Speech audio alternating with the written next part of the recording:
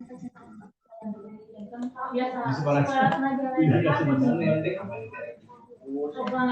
dikasih bangga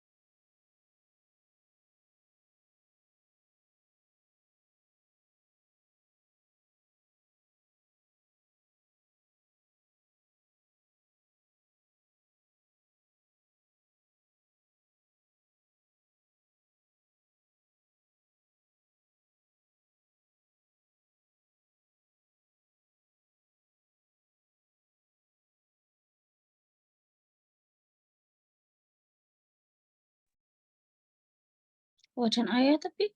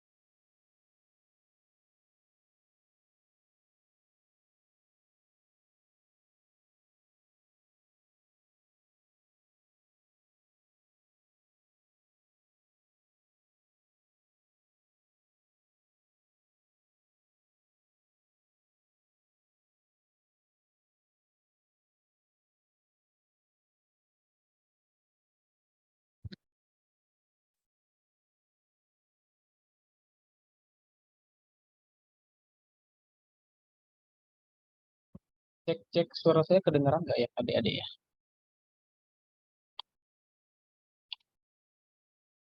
Alhamdulillah dengar terdengar. Bapak. Oke, siap. Eh, kita mulai sekarang.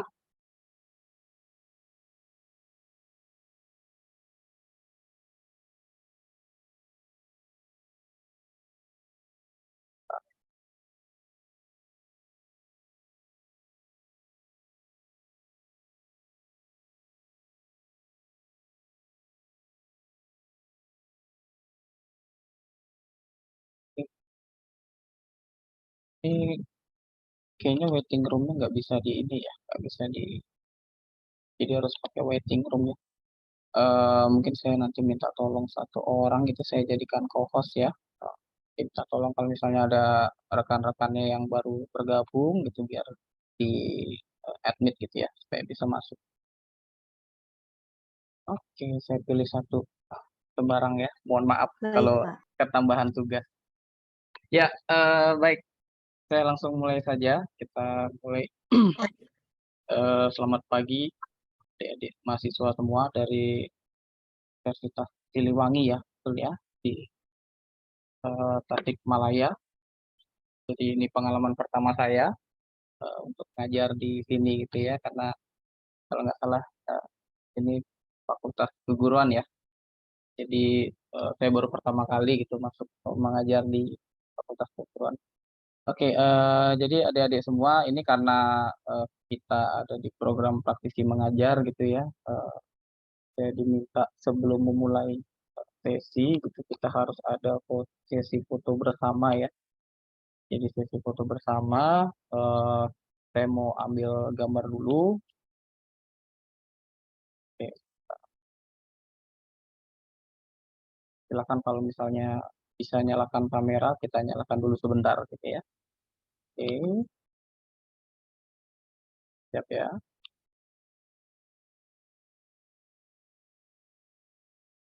Oke, ya. Oke, adik-adik semua.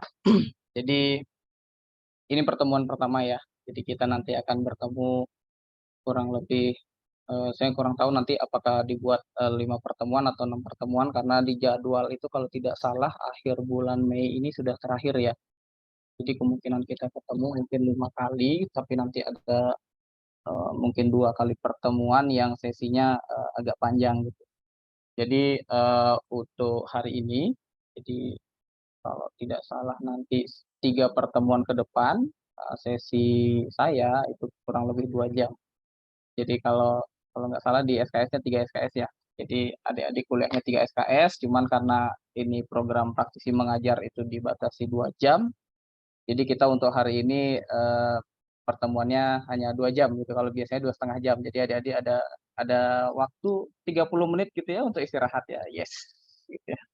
Mahasiswa senang biasanya. Oke, eee, saya mau bentar, tadi kita mulainya 9.36 ya, berarti nanti kita selesai di sekitar jam 11.36. Oke, saya coba coba ini dulu ya, saya share screen dulu.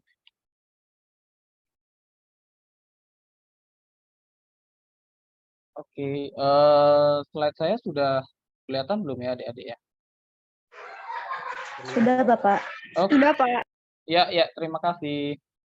Ya, eee, jadi kita langsung mulai sesinya ya, selama 2 jam ke depan. Di sini saya dapat kesempatan gitu ya untuk, saya nggak bilang saya akan mengajar gitu ya, tapi kita lebih ke saya mau sharing, informasi aja gitu.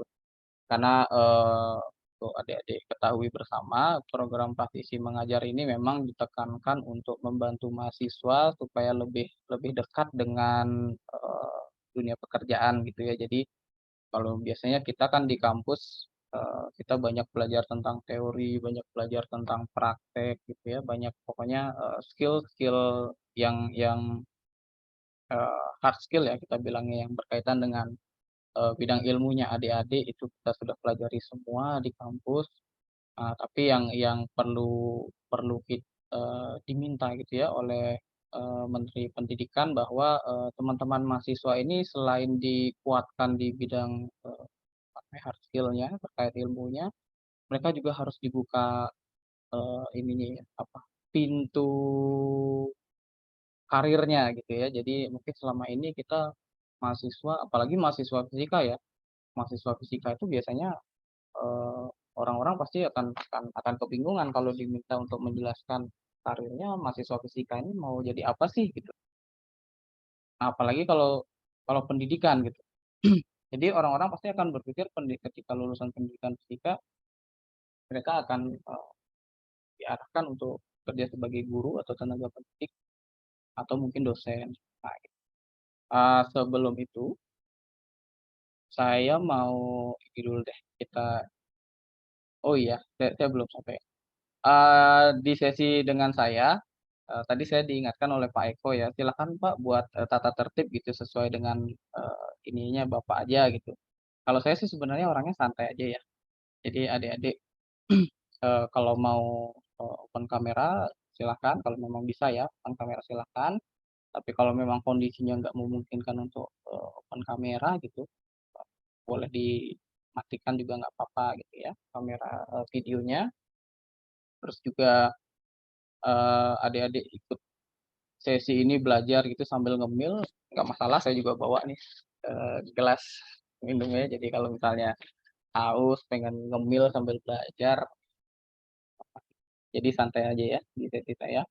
Nah, kemudian juga, nanti kalau adik-adik ada pertanyaan gitu, selama misalkan saya menjelaskan, mungkin nanti saya menjelaskan agak terlalu cepat atau misalnya agak sulit untuk dipahami, minta diulangi sekali lagi, itu langsung, di ini aja ya, dipotong aja gitu, mikrofonnya dinyalain aja nggak apa-apa. Jadi langsung aja, "Pak," gitu, "minta tolong dijelaskan lagi yang tadi." Kayak gitu, santai aja. Jadi selama dengan saya, karena saya biasanya kalau ngajar orangnya, ya santai aja lah mahasiswa pokoknya cari posisi kalau kalau anak zaman sekarang bilangnya cari PW-nya aja ya, posisi enaknya aja gimana, mau saya capek gitu, apalagi kuliahnya via Zoom ya, via Zoom biasanya kameranya dimatikan, terus kita belajarnya sambil rebahan, itu nggak masalah buat saya. Kadang saya juga sering kalau saya belajar itu, saya sambil rebahan gitu ya kalau rasa capek, karena kan biasanya kalau kalau kelamaan duduk, eee, pinggang nggak enak ya. Jadi santai aja ya, kalau misalnya agak capek gitu misalnya, kameranya dimatiin sambil selonjoran, sambil apa itu. Oke, adik-adik semua, adik-adik mahasiswa semua, sebelumnya saya mau terima kasih ya karena sudah difasilitasi grup WhatsApp, mungkin, eee, ada yang masih atau mungkin ada yang belum bergabung ya di grup WhatsApp-nya, di situ, kita bisa diskusi jadi, kita tidak terbatas, kelasnya tidak terbatas hanya setiap pertemuan ini, tapi juga, adik-adik nanti bisa bentar saya lupa record ya, record. Jadi, adik-adik juga, bisa diskusi atau tanya-tanya gitu ya. Nggak harus sama saya ya, jadi kita kita kelasnya kelas diskusi, jadi kita bisa saling berdiskusi, adik-adik bisa tanya ke saya ataupun adik-adik bisa saling berdiskusi antar teman-teman, semua gitu ya, kita open aja, kelasnya terbuka. Jadi jangan dibuat seperti kelas saya pengajar, Anda mahasiswa, saya ngomong kamu dengerin, nggak seperti itu. Kita kita punya di sini kita punya, eee, posisi yang sama gitu ya, sama-sama punya punya kesempatan untuk berbicara, sama-sama punya kesempatan untuk menyampaikan pendapat. Oke, saya mau perkenalkan diri dulu, adik-adik semua. Jadi perkenalkan nama saya Ida Bagus Gede Putra Pratama, adik-adik bisa panggil saya kalau kalau di Bapeten dan tempat saya kerja, saya biasanya dipanggil Tama gitu ya.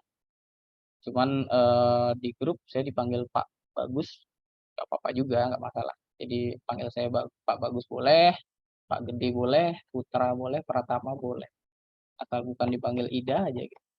Karena saya seringkali punya pengalaman, saya kalau ditelepon orang selalu dikira perempuan, dikira ibu-ibu gitu, karena nama depannya Ida gitu.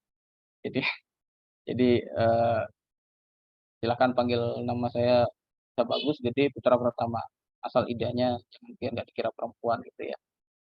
Jadi adik-adik semua, mungkin adik-adik bingung, "Loh kok ada, praktisinya kok bukan dari ranah pendidikan?" Gitu ya. Saya itu di Badan Pengawas Tenaga Nuklir.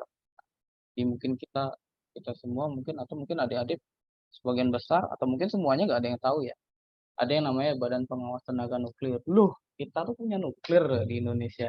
Pertanyaan yang sering kali saya dapatkan gitu ya ketika saya ketemu sama orang-orang, mereka pada tanya, "Pak kerja di mana?" "Bapeten." "Bapeten apa?" Badan Pengawas Tenaga Nuklir. Wah, kita punya nuklir tuh, Pak. Jadi pemahaman orang mungkin selama ini terkait nuklir itu terbatas gitu ya. Nuklir itu tentang orang pahamnya bom nuklir atau hanya PLTN gitu.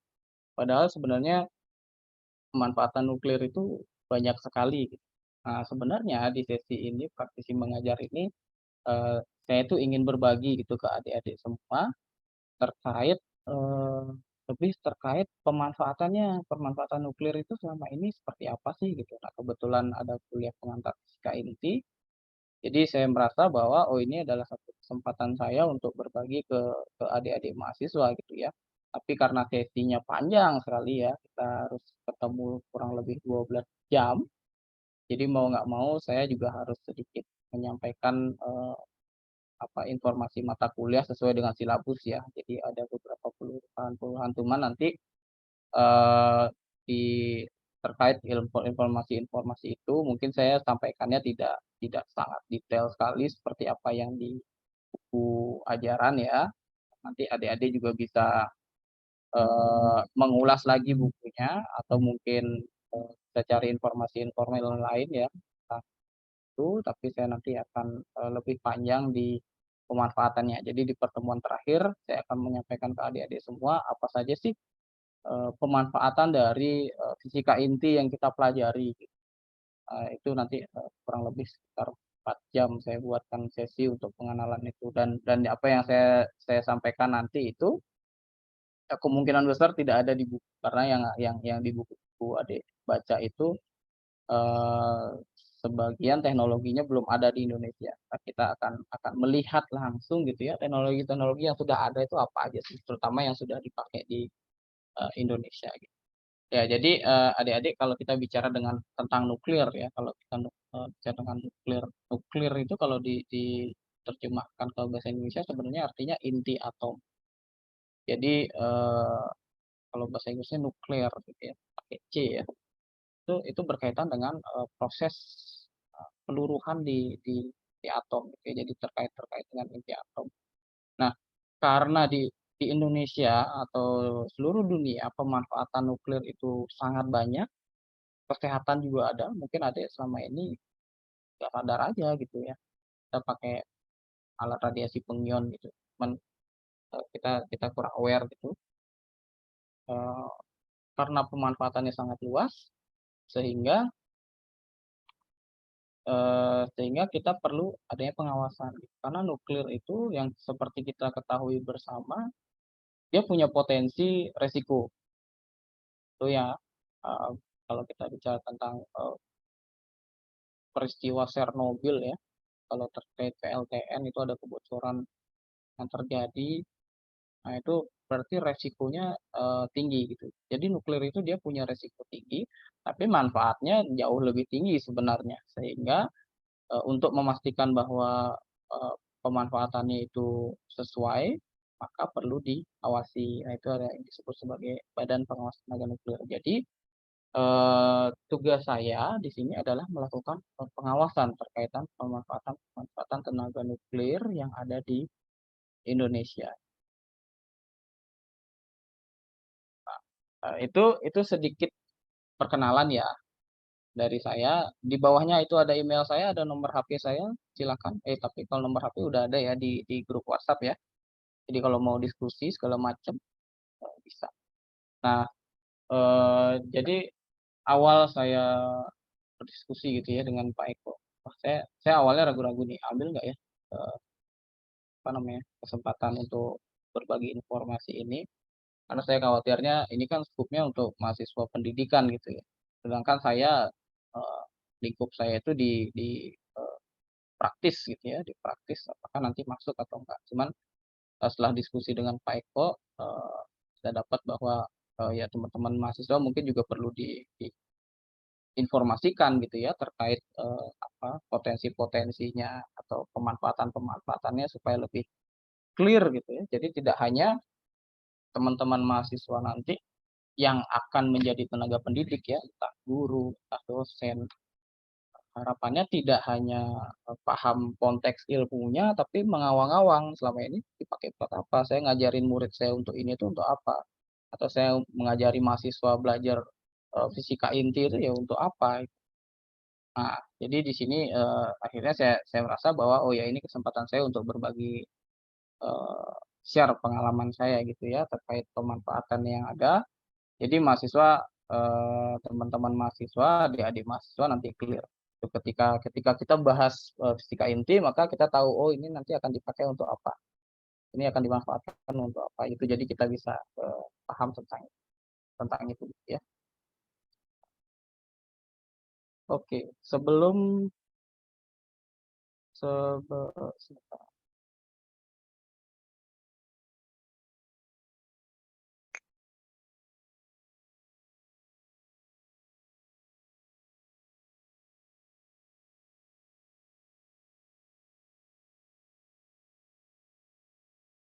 Oke. Sebelum saya masuk ke sesi pertama kita, di sini ada kurang lebih 53 peserta, kurang saya satu, berarti sekitar 52 ya. Saya mau tanya-tanya gitu, atau kita ngobrol-ngobrol sedikit gitu ya. Di sini yang punya keinginan untuk setelah lulus ini langsung jadi guru, siapa ya? Bisa raise hand nggak ya?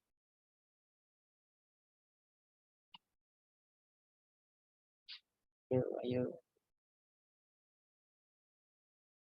Yang setelah lulus pengen langsung masuk ke dunia pendidikan jadi guru. Oke, ada satu ya. Ada lagi nggak? Oke. Ini guru ya. Guru dulu. Saya nanti akan sebutkan beberapa potensi-potensi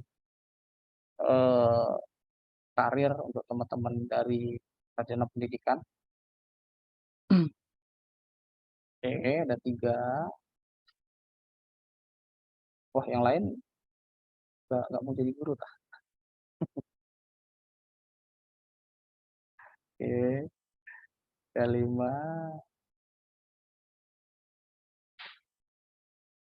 Gak ada lagi. Oke, kalau nggak ada di lower hand dulu. Nah, pertanyaan saya berikutnya. Tadi kan yang mau langsung ya, jadi lulus pengen langsung jadi guru aja di sekolah. Kemudian kalau yang mau setelah lulus ingin lanjut S2, kemudian mungkin cita-citanya mau jadi dosen, ada nggak?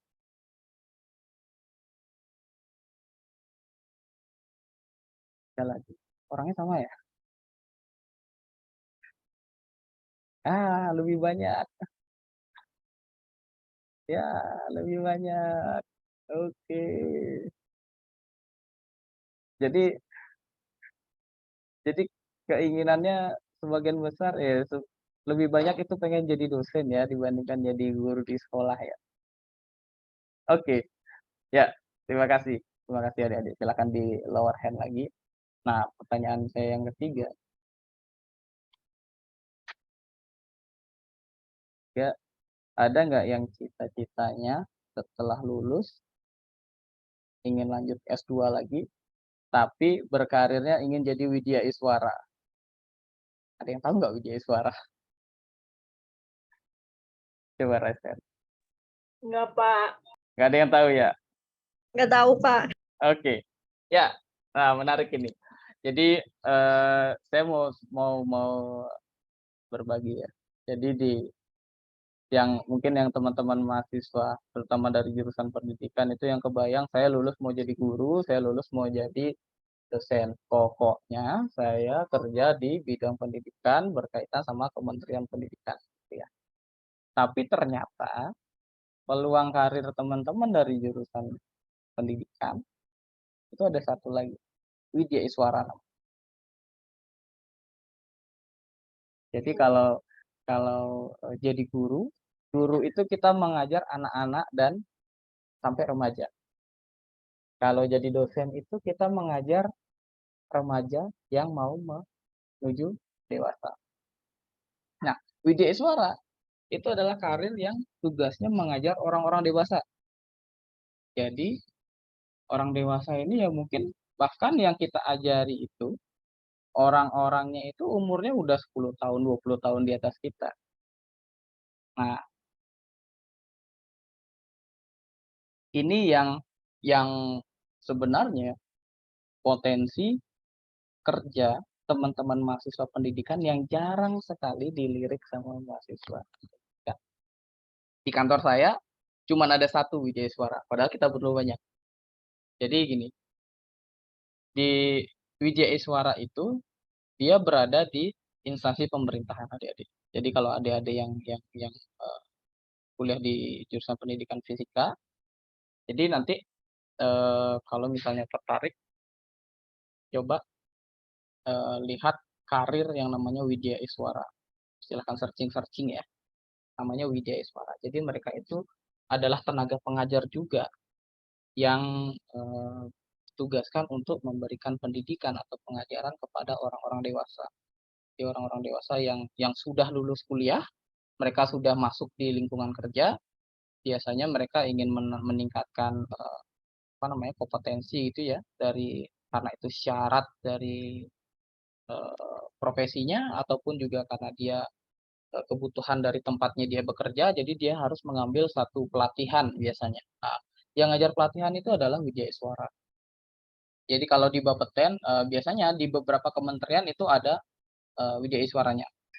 Pokoknya selama ada instansi pemerintah yang ada balai diklatnya, pendidikan dan pelatihannya, itu ada Wijaya Suara. Nah, kompetensi yang dicari untuk jabatan Wijaya Suara itu adalah sarjana pendidikan. Nah, ini yang jarang sekali jadi sarjana pendidikan itu dia nanti bisa masuk selain sebagai guru dan dosen, mereka juga bisa sebagai Wijaya Suara. Jadi itu masuk bisa ke kementerian-kementerian ataupun ke tempat saya di Badan Pengawas Tenaga Nuklir itu ada jabatan sebagai Wijaya Suara. Sejauh ini baru ada kalau nggak salah 1 atau 2 orang, padahal kita butuhnya banyak. Nanti kalau ada adik-adik mau lanjutkan S2 gitu ya, lulus S2, nanti bisa searching tuh sebagai Wijaya Suara gitu ya. Jadi bisa cari.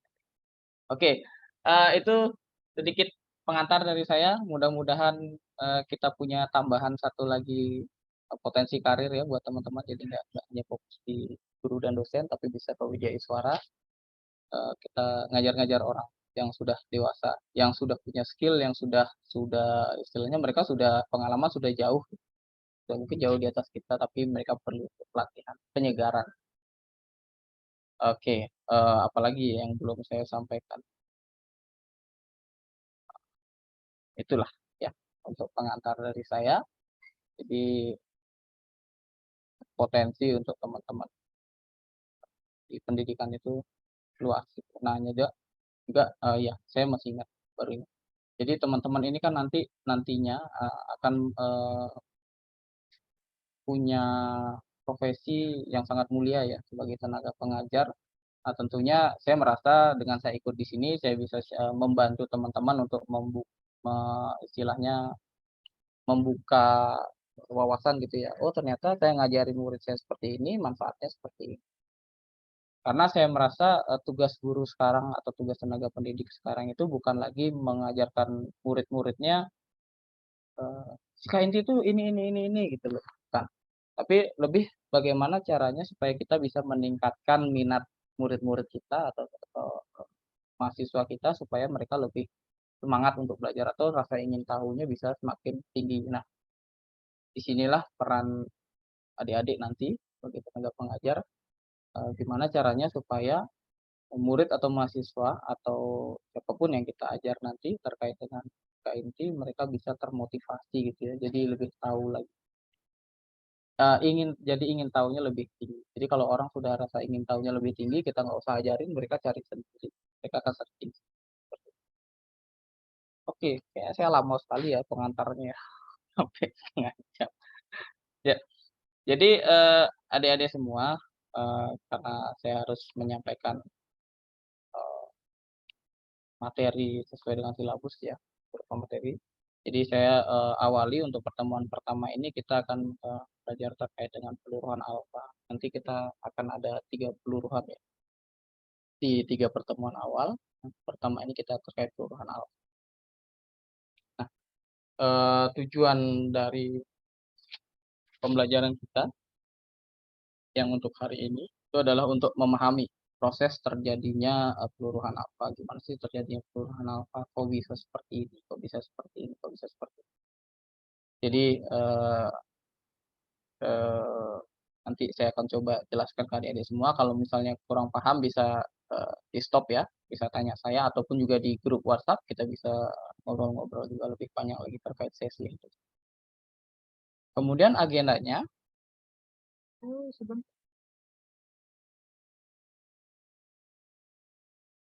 kemudian untuk agenda hari ini, semoga waktunya cukup ya. Itu saya akan sampaikan pendahuluan dulu, kemudian terkait proses peluruhan alfa itu seperti apa. Kemudian ada teori terobosan. Teori terobosan apaan nih? Nanti saya akan coba jelaskan. Kemudian terkait momentum angular dan paritas, mungkin ini nggak banyak saya jelaskan. Kita bisa baca juga dari buku ya, buku pegangannya ya. Kemudian yang mau saya sampaikan juga terkait sifat radiasi alfa. Nah ini mungkin nggak ada ya di buku ajarnya. Tapi saya akan coba, karena saya dari Badan Pengawas Energi Nuklir, tentu saya harus menyampaikan informasi ini supaya adik-adik tahu. Ya, jadi untuk memulai, kita tentu harus membuat satu glosari atau terminologi yang harus kita sepakati atau pahami bersama terkait dengan perkuliahan pengantar fisika inti. Tentu terminologi atau glosari-glosari ini akan banyak sekali kita pakai atau akan sering kali kita pakai dan kita sebutkan, sehingga harapannya kita nggak kebingungan ya kalau kita sebut apa gitu, kita nggak. Oke, jadi beberapa terminologi yang harus kita ketahui sama terkait dengan nukleon. Nukleon itu ya partikel-partikel yang berada di dalam atom. Jadi kita tahu ya kalau dalam penyusunan inti atom itu dia terdiri dari 2 partikel, dari neutron dan proton. Sedangkan elektron itu dia berada di luar dari inti yang berada di masing-masing kulit atom. Jadi itu yang membedakan. Yang kedua, ini tentu dari SMA kita sudah dikenalkan ya dengan nomor atom dan nomor massa. Jadi nomor atom itu dia berkaitan dengan jumlah proton yang berada di inti atom. Sedangkan kalau nomor massa itu adalah penjumlahan dari jumlah proton dan neutron yang ada di inti atom. Jadi kita harus mengenal atom, dia disimbolkan dengan huruf Z, bisa disimbolkan dengan A. Dan isotop. Jadi isotop ini adalah inti atom dengan nomor atom yang sama atau Z yang sama, tapi memiliki nomor massa yang berbeda. Jadi A-nya berbeda. Jika kita melihat ada satu inti atom dengan Z yang sama tapi A-nya beda, nah itu disebut sebagai isotop. Kemudian nuklida. Di nuklida ini adalah kelas atau kelompok atom yang dicirikan oleh jumlah proton, neutron, dan keadaan energi. Jadi ini disebut sebagai nuklida. Ya, ini untuk kita sekilas saja ya, mengingat kembali. Nah, jadi adik-adik semua, kita harus tahu bahwa inti atom yang tidak stabil, jadi ada namanya inti atom yang stabil dan inti atom yang tidak stabil, ya. Nah, untuk inti atom yang tidak stabil, itu dia akan mengalami peluruhan. Jadi kalau misalnya ada inti, dia kondisinya tidak stabil, dia akan meluruh. Kenapa dia meluruh? Karena ada kelebihan, kalau kita sebut kelebihan energi gitu. Jadi inti atom itu mengalami kelebihan energi sehingga dia perlu lepaskan energinya supaya intinya kembali stabil. Nah, kita tentu sudah sering ya lihat ini, familiar dengan ini. Jadi ini suatu grafik yang menunjukkan konfigurasi kestabilan gitu ya. Kestabilan inti atom berkaitan dengan jumlah proton dan jumlah neutronnya. Nah, kalau adik-adik lihat dari gambar sini. Mudah-mudahan kursor saya kelihatan ya. Kalau nggak kelihatan nanti tolong disampaikan. Kalau kita lihat di grafik ini ada satu garis yang warna hitam. Warna hitam ini menunjukkan bahwa Z itu sama dengan N. Jadi jumlah proton dan jumlah neutronnya itu sama. Jadi ini dia ya, ini garisnya. Nah, sedangkan kalau kita melihat dari profil inti atom, ada satu kondisi di mana ketika A-nya itu kurang dari 20, jadi A-nya kurang dari 20, maka inti itu dia akan berada di kondisi stabil ketika jumlah proton dan neutronnya sama. Sini ya, oke, sampai 20 ini kalau kita lihat jumlah proton dan neutronnya itu sama, maka dia akan terjadi pada menyebabkan kondisinya stabil. Nah, berbeda ceritanya kalau pada nomor massa yang lebih tinggi. Jadi ketika kita sudah melewati nomor massa 20, maka profil kestabilannya tidak akan mengikuti garis ini, garis Z sama dengan N ini, tapi dia akan cenderung berada pada kondisi di mana neutronnya itu akan lebih besar daripada jumlah protonnya. Jadi jumlah neutronnya akan lebih besar daripada jumlah proton untuk mencapai kondisi stabil gitu. Seperti itu. Nah, ada yang tahu nggak kenapa kok nggak semua inti atom kondisi stabilnya ketika Z-nya sama dengan R? Ada yang bisa jelasin nggak? Ada yang bisa mau share nggak? Silahkan di open mic-nya kalau mau. Silahkan kalau ada yang mau ngasih pendapat. Kenapa kenapa kok nggak semua inti atom itu kondisi stabilnya di Z sama dengan N? Ayo.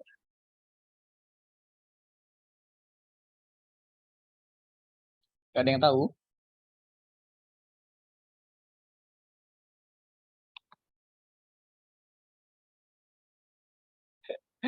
Saya lihat mahasiswanya senyum-senyum semua gitu. Oke. Kalau belum tahu saya coba jelaskan. Jadi kenapa kok Tulis, kondisi? guys. Halo, ya Mbak Devira, silakan. Loh, dimatikan mikrofonnya. Mohon maaf, Bapak. Gimana mau ini? Mau jawab? Enggak, Atau tadi mau nulis ucapan Bapak. oh gitu. Ya Iya. udah. Udah nggak apa-apa. Oke, saya ini ya. Nggak apa-apa, santai aja sama saya ya. Jadi nggak usah kaku-kaku lah, nggak usah tegang-tegang sama saya. Jadi kenapa kondisinya inti stabil itu tidak semuanya Z sama dengan I. Jadi ini adik-adik.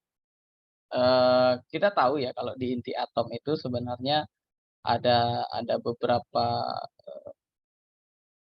apa namanya?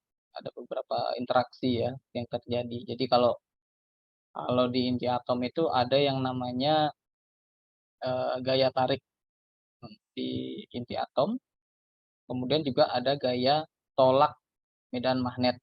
Nah, jadi kan tadi yang saya sampaikan di awal, inti atom itu kan terdiri dari neutron dan proton ya. Nah, neutron itu kan dia partikel yang tidak bermuatan, dia netral. Sedangkan proton ini dia punya muatan positif gitu. Nah, jadi antar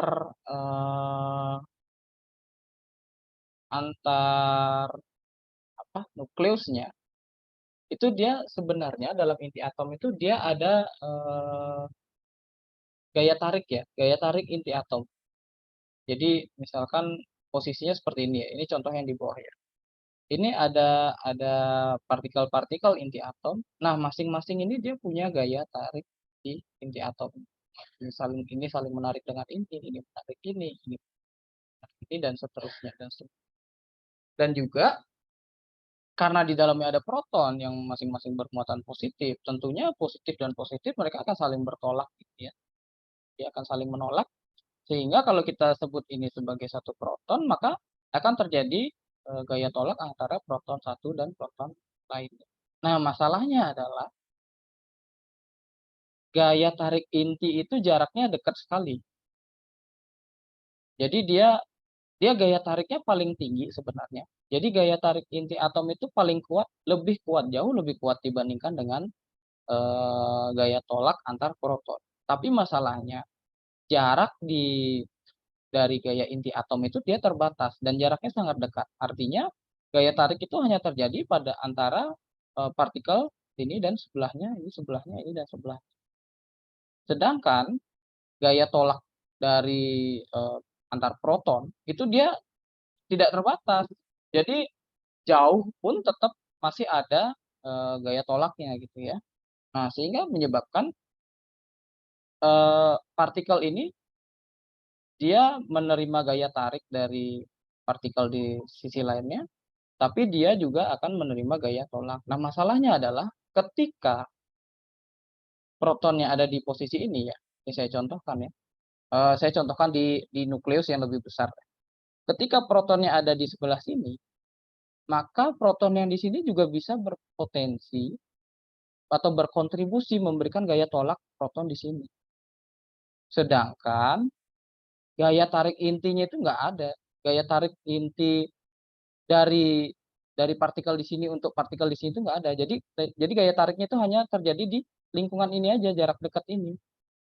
Nah, sedangkan gaya tolaknya itu masih terjadi di sini, bahkan sampai ujung. Nah, itulah yang menyebabkan bahwa ketika atomnya itu berada pada nomor massa yang lebih besar, menyebabkan gaya tarik intinya itu lebih tidak sedominan gaya tolak protonnya gitu. Jadi karena kalau misalnya dia N dan Z-nya jumlahnya sama pada nomor massa yang lebih tinggi, maka potensinya akan seperti yang saya jelaskan tadi. Gaya tariknya dia hanya di area terbatas ini, tapi di area yang sangat jauh, proton yang ada di sini ya dia tetap mengalami gaya tolak, sehingga gaya tolak yang diterima di inti atom itu jauh lebih besar dibandingkan gaya ikat intinya atau gaya tarik dari intinya. Nah, kalau gaya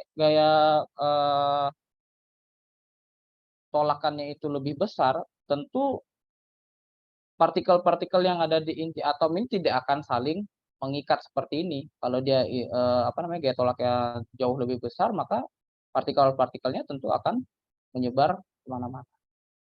Nah, untuk mengantisipasi itu supaya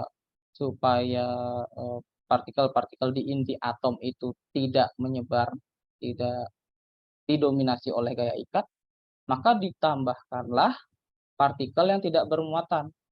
Jadi partikel tidak bermuatan itu ditambahkan supaya tidak ada gaya tolak. Kalau ditambahkan proton kan berarti gaya tolaknya juga bertambah. Sedangkan yang ingin kita tingkatkan di situ adalah gaya ikatnya di inti atomnya. Maka ditambahkanlah neutron-neutron.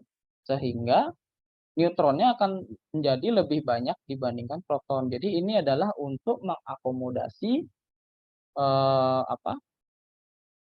dari gaya tolak yang terjadi di inti atom. Makanya supaya atom itu masih terikat gitu ya di dalam satu inti atom, supaya partikel-partikel intinya itu masih terikat di dalam inti atom, maka konsekuensinya ditambahkanlah neutron supaya partikelnya bisa saling mengikat. Nah, semakin tinggi nomor massanya, maka tadi yang saya sampaikan gaya tolaknya akan semakin besar. Nah, sampai pada satu kondisi di mana kondisi kestabilan itu sudah mentok. Jadi kalau misalkan nomor massanya ditingkatkan lagi, otomatis dia tidak akan stabil. Mau ditambah neutron lagi, udah juga nggak akan stabil. Karena ukuran inti atomnya semakin lama dia kan akan semakin membesar gitu ya. Nah, jadi gitu.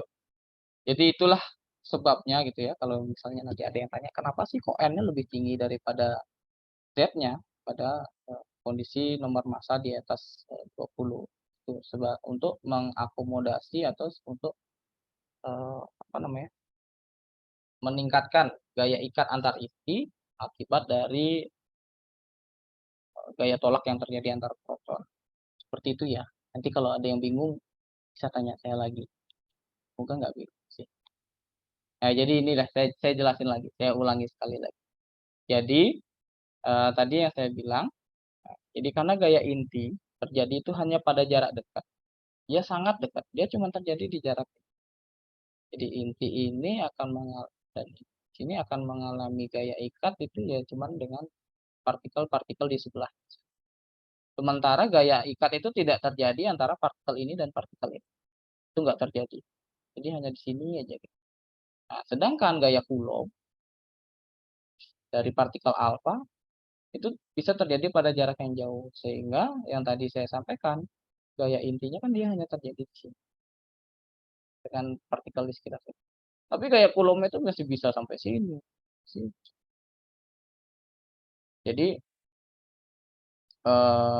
dia tidak cukup kuat gitu ya. Kalau misalnya N dan Z-nya sama, inti atomnya tidak akan cukup kuat untuk mengikat nukleon pada inti.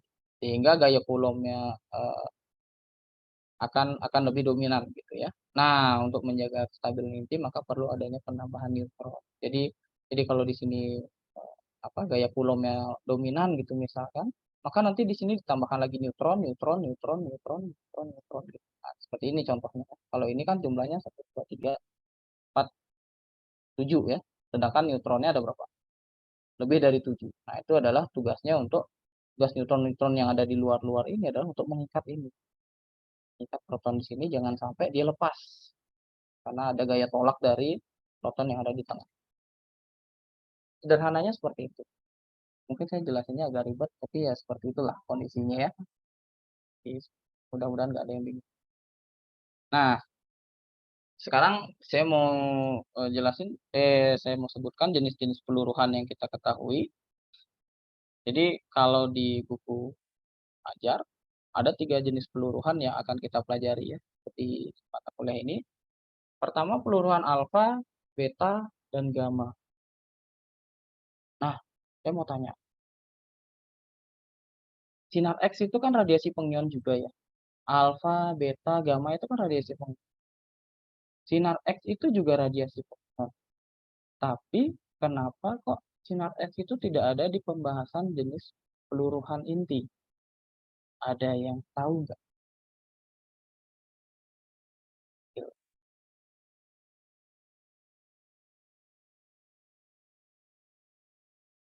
Sepertinya kebingungan juga. Ada yang senyum-senyum sambil bingung juga. Ayo, ada yang tahu nggak? Kenapa X-ray atau sinar X itu tidak masuk ke dalam pembahasan fisika inti? Ya, pas ya. Bingung ya. Oke, kalau bingung saya jelasin lagi. Nah, ini yang kedua. Kenapa X-ray itu tidak ada di pembahasan fisika inti? Jadi, yang namanya peluruhan inti itu adalah proses peluruhan yang terjadi di dalam inti atom. Artinya adalah peluruhan alfa ini terjadi di inti atom. Peluruhan beta ini juga terjadi di inti atom. Peluruhan gamma juga terjadi akibat proses di inti atom. Nah, tentu kita tahu sinar X itu dia terjadi akibat adanya eksitasi elektron. Nah, ini ya yang bedakan ya. Jadi alfa, beta, gamma itu terjadi di inti atom akibat proses peluruhan atau kelebihan energi pada inti atom, sedangkan X-ray itu terjadi akibat pergerakan elektron di kulit atom. Jadi kita tahu elektron itu dia bisa tereksitasi ke kulit tertentu atau ke kulit di atasnya, sehingga kekosongan kulit itu akan diisi oleh elektron yang lebih luas. Nah, perpindahan elektron dari kulit luar ke kulit dalam itu juga disertai dengan pelepasan energi X-ray. Jadi kenapa X-ray itu tidak masuk dalam pembahasan peluruhan inti? Karena proses terjadinya X-ray itu berada di luar inti atom. Jadi X-ray itu terjadi di kulit atom. Itu ya yang bedain ya. Jadi nanti kalau ada yang nanya, biasanya ada yang nanya, perbedaan gamma sama X-ray itu apa sih? Kalau alfa sama beta tentu kita udah tahu ya. Beta tuh dia bisa positron atau elektron, sedangkan alfa itu dia atom helium. Jadi itu jelas-jelas beda, partikel bermuatan berat. Sedangkan gamma sama X-ray itu kan sama-sama gelombang elektromagnetik. Energinya itu kadang sama, tapi yang membedakan adalah proses terjadi. Jadi gamma itu terjadi di inti atom, sedangkan X-ray itu terjadi di kulit atom. Nah, kemudian yang membedakan antara alfa, beta, dan gamma, alfa dan beta itu dia termasuk dalam partikel bermuatan. Jadi dia punya muatan. Alfa itu dia positif, atom helium, sedangkan beta itu elektron atau positron. Nah, kalau gamma itu dia adalah gelombang elektromagnetik. Jadi kalau saya perlihatkan dari contoh ini, jadi ini gamma, dia simbol gelombang elektromagnetik ya. Kalau alfa dan beta itu partikel bermuatan. Nah, masing-masing peluruhan ini dia punya karakteristik beda-beda.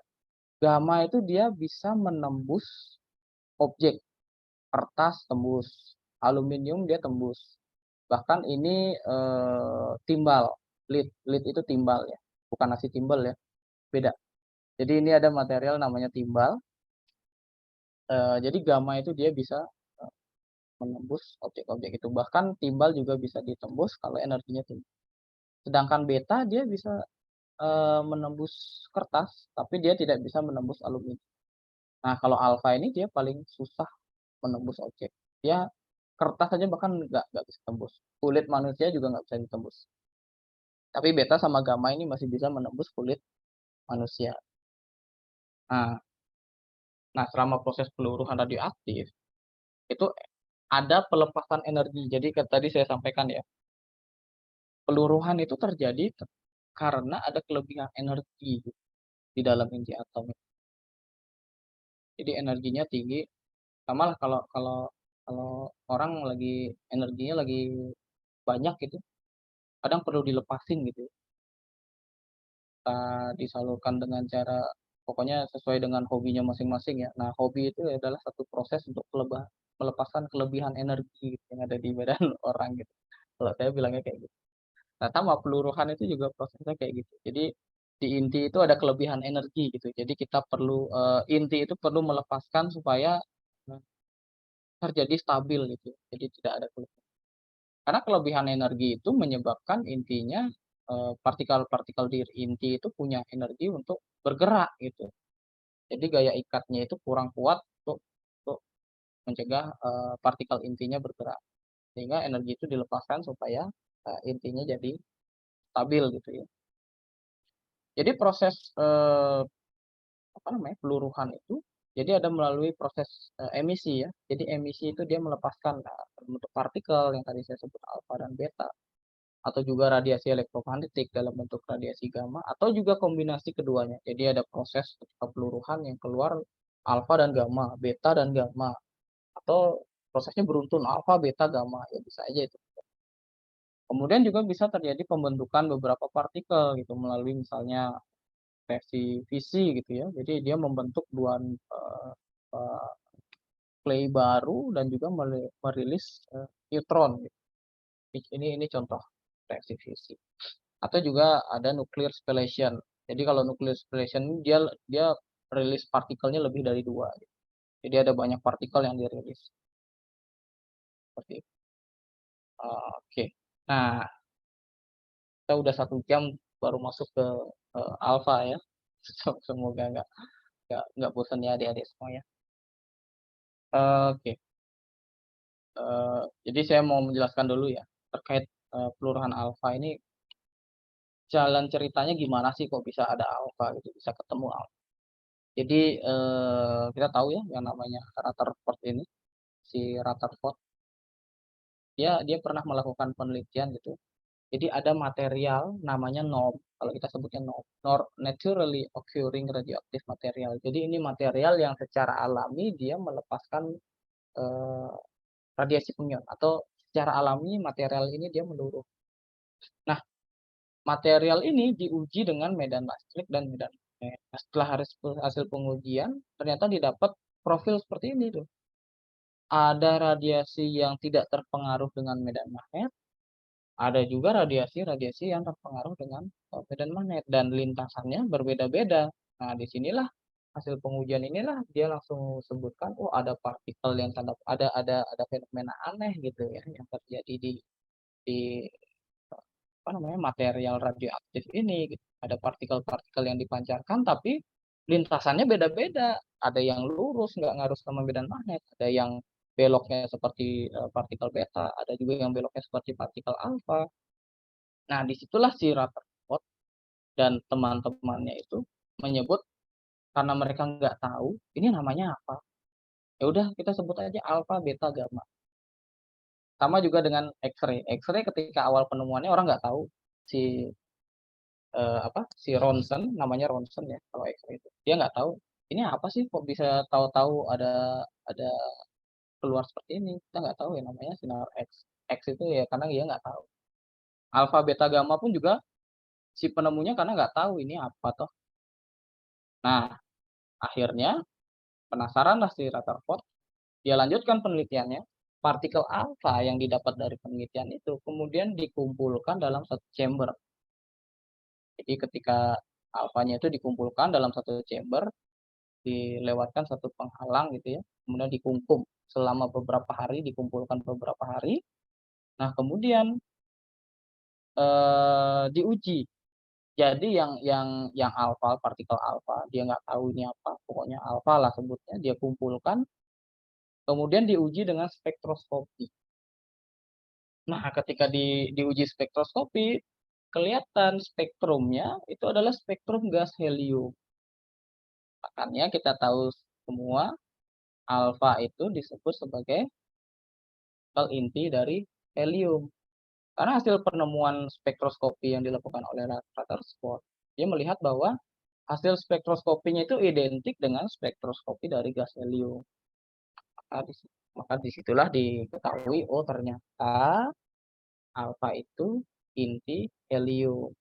Seperti itu ya. Itu ceritanya. Kenapa alfa, kenapa partikel alfa itu eh, disebut sebagai inti helium. Karena dia secara spektroskopi sama dengan spektroskopi gas helium. Maka disebutlah dia sebagai inti helium. Nah, proses peluruhan alfa tentu kita sudah tahu ya. Adik-adik sudah tahu dari SMA kita. SMA ya? SMA kita udah belajar tentang peluruhan alfa, beta, gamma, saya lupa gitu. Tapi peluruhan alfa itu ya prosesnya seperti ini. Jadi ada inti induk, kita sebutnya parent kalau orang bahasa Inggris parent ya. Inti induk. Nah, inti induk itu dia punya nomor massa A dan nomor atom X, nomor atom Z. Tadi yang saya sampaikan, dia kondisinya tidak stabil. Sehingga tidak stabil itu karena neutronnya kurang. Neutronnya kurang sehingga dia punya energi, kelebihan energi, sehingga terjadi peluruhan. Jadi inti alfa itu berubah menjadi inti anak, di mana inti anak itu dia mengalami apa namanya? Inti anaknya itu dia nomor massanya berkurang 4 dan nomor atomnya berkurang 2. Itu disertai dengan peluruhan partikel alfa atau inti helium dengan nomor massa 4 dan nomor atom 2. Nah, jadi peluruhan alfa itu terjadi ketika inti induk meluruh menjadi inti anak yang disertai dengan pelepasan partikel alfa yang identik dengan helium. Jadi kalau kita lihat dari grafik ini ya adik-adik ya, ini ada keterangannya. Jadi, alfa, beta plus beta. Kita lihat yang bagian kuning. Peluruhan alfa itu selalu terjadi pada inti atom dengan nomor massa yang tinggi. Sesuai dengan yang saya sampaikan di awal. Karena ketika nomor massanya tinggi, gaya kulomnya atau gaya tolak kulomnya akibat adanya proton-proton itu lebih dominan dibandingkan dengan gaya ikat di inti atom. Sehingga dia meluruh. Ya. Dia tidak bisa mengikat. Jadi intinya itu tidak bisa mengikat semua yang ada partikel-partikel yang ada di dalam itu sehingga dia meluruh. Dan kondisinya selalu terjadi ketika neutronnya itu lebih tidak cukup gitu ya untuk menahan gaya kulomnya. Jadi selalu kondisinya Kalau di sini adik-adik lihat, N-nya itu selalu kurang dari yang dibutuhkan pada kondisi stabil. P-nya selalu kelebihan.